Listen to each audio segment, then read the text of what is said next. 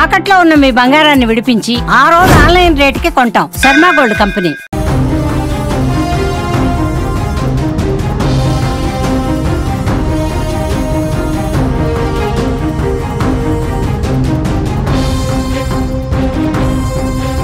భారత్ పాకిస్తాన్ల మధ్య యుద్ధ వాతావరణం తారాస్థాయికి చేరుకుందని చెప్పుకోవచ్చు. దాడులు ప్రతిదాడులతో రెండు దేశాల సైనికులు విరుచుకుపడుతున్నారు.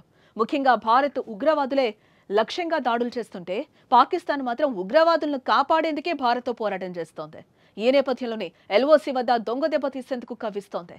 అయితే ఇరు దేశాల మధ్య ఉద్రిక్తత వాతావరణం నెలకొన్న తరుణంలో Pakistan army chief general Asim మునీర్కు అమెరికా విదేశాంగ కార్యదర్శి మార్కో రూబియో ఫోన్ చేశారు.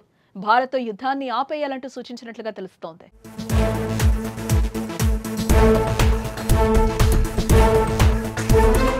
ఇరు దేశాల మధ్య యుద్ధ వాతావరణం వల్ల చాలా కోల్పోయే ప్రమాదం ఉందని, అందుకే ఘర్షణలను నివారించాలని సూచించారు. భారీ ఘర్షణల వల్ల రెండు దేశాలకి తీరని నష్టం కలుగుతుంది. దౌత్య దేశాల నాశనం తాము కోరుకోవడం లేదన్నారు. అందుకే దాడులు వద్దంటూ వివరిస్తున్నారాయన. అయితే పాక్ ఆర్మీ చీఫ్ కు ఫోన్ చేయకముందే భారత విదేశాంగ మంత్రి జైశంకర్, పాకిస్తాన్ ప్రధానమంత్రి షెహబాజ్ షరీఫ్లతో విడివిడిగా మాట్లాడిన ఆయన ఇరు దేశాలు ఉద్రిక్తతలను తగ్గించాల్సిన అవసరాన్ని నొక్కి చెప్పారు. ఉగ్రవాద గ్రూపులకు మద్దతులను అంతం చేయడానికి పాక్ ఖచ్చితమైన చర్యలు తీసుకోవాలని పునరుద్ఘాటించారు. ఇరు దేశాల మధ్య భవిష్యత్తులో ఘర్షణలను నివారించడానికి నిర్మాణాత్మక చర్చలకు అమెరికా సహాయం చేస్తుందని రూబియో చెప్పినట్లుగా సమాచారం. అటు అమెరికా అధ్యక్షుడు డొనాల్డ్ ట్రంప్ కూడా రెండు దేశాల ఉద్రిక్తతలను తగ్గించుకోవాలని కోరిన విషయం తెలిసిందే. ఈ ఉద్రిక్తత వీలైనంత త్వరగా తగ్గుముఖం పట్టాలని అధ్యక్షుడు కోరుకుంటున్నారు. దశాబ్దాలుగా ఇరు దేశాలు ఒకదానితో ఒకటి విభేదిస్తున్నాయని ఆయనకి తెలుసు అని white house press secretary Karoline Leavitt అన్నారు.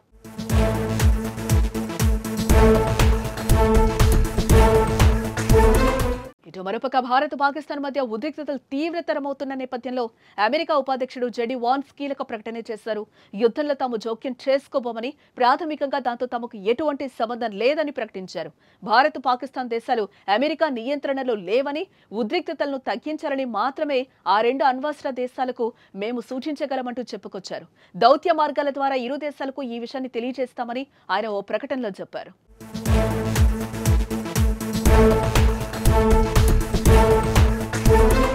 ఇకపోతే ఏప్రిల్ 22న జరిగిన పహల్గామ్ ఉగ్రవాద దాడికి ప్రతీకారంగా పాకిస్తాన్ ఆక్రమిత కశ్మీర్లలో 9 ప్రాంతాలను లక్ష్యంగా చేసుకుని భారత్ సైనిక దాడి చేసిన ఆపరేషన్ సింధూర్ తర్వాత రెండు దేశాల మధ్య ఉద్రిక్తతలు పెరిగాయని చెప్పుకోవచ్చు. అప్పటి నుంచి జమ్మూ కశ్మీర్, రాజస్థాన్, పంజాబ్లోని భారత సైనిక స్థావరాలను లక్ష్యంగా చేసుకుని దాయిది దేశం చేసిన డ్రోన్, క్షిపణి దాడులను భారత్ సమర్థవంతంగా తిప్పికొట్టింది. పాక్ తాజాగా రెచ్చగొట్టే చర్యగా జమ్మూ కశ్మీర్ నుంచి గుజరాత్ వరకు అంతర్జాతీయ సరిహద్దుతో పాటు నియంత్రణ రేఖ వెంబడి భారత్లోని 26 ప్రదేశాల్లో సాయుధ డ్రోన్లతో దాడికి పాల్పడింది. పాకిస్తాన్ డ్రోన్ దాడుల్లో భారత్ తిప్పికొట్టిన కొన్ని గంటల తర్వాత శ్రీనగర్లో కూడా బహుళ పేలుళ్ల శబ్దాలు వినిపించాయి.